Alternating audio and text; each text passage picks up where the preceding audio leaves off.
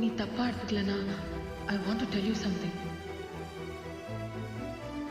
நான் காலேஜ் டைம்ல இருக்கும்போது I was in love with you. ஆனா நீயும் என்ன லவ் பண்ணியான்னு தெரியாது. அப்போ எனக்கு இருந்த பயத்தினால என்னால உங்ககிட்ட லவ் சொல்ல முடியல. அன்னைக்கு ரயில்வே ஸ்டேஷன்லயே உங்ககிட்ட சொல்லலாம்னு நினைச்சேன். ஆனா என்னால முடியல. எனக்கு உங்ககிட்ட சொல்லணும்னு தோணுச்சு.